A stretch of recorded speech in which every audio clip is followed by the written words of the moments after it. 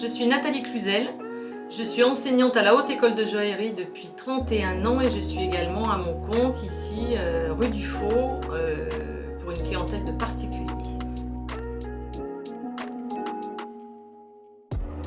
Alors j'ai suivi la formation classique à la Haute École de Joaillerie dans les années 80 et je suis restée 5 ans à l'école. J'ai donc fait 2 CAP.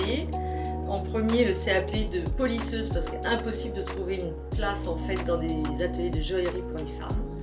Et puis finalement, je suis revenue en 2e CAP, cette fois bijouterie. Et c'est ici dans cet atelier que j'ai repris donc plus tard que j'ai fait mon apprentissage.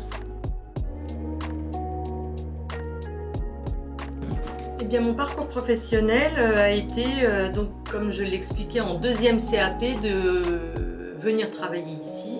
J'ai travaillé donc avec mon patron pendant plus de 25 ans.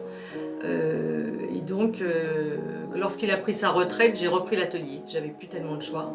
Donc voilà, donc j'ai repris l'atelier et sa clientèle, qui était une clientèle uniquement de particuliers en fait.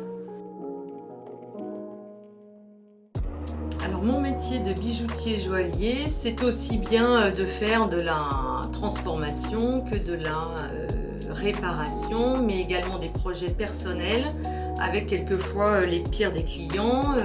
Je peux aussi faire l'achat des pierres bien sûr. C'est très varié en fait, puisque moi j'ai une clientèle de particuliers, donc ce sont des gens qui justement recherchent des choses différentes et ne veulent pas du tout de la bijouterie industrielle. Donc c'est vraiment des gens qui ont des projets et ils veulent absolument une pièce unique. Alors j'enseigne à la HEJ, ça s'est fait tout à fait par hasard en fait, puisque le directeur de l'époque m'avait placée ici, puisque bon, j'avais beaucoup de mal en tant que femme à trouver un patron qui voulait bien former quelqu'un à la joaillerie. Et donc ce même directeur est revenu me chercher parce qu'il cherchait un professeur jeune pour former une classe qui n'existe plus, qui était une classe préparatoire à l'école. Voilà.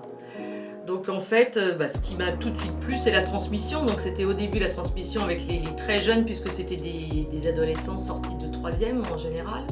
Et puis ensuite, je me suis occupée de classes d'adultes, de gens qui sont en reconversion. Donc là, c'est encore plus intéressant certainement, parce que ce sont des gens qui veulent changer de vie en fait. Donc c'est quand même un projet important pour eux. Voilà, ils ont confiance en nous. On est obligé vraiment beaucoup les soutenir. Alors c'est la transmission bien sûr, mais c'est aussi l'écoute, c'est aussi le partage, c'est beaucoup de choses en fait, puisque ce sont des adultes, ce ne sont plus des enfants.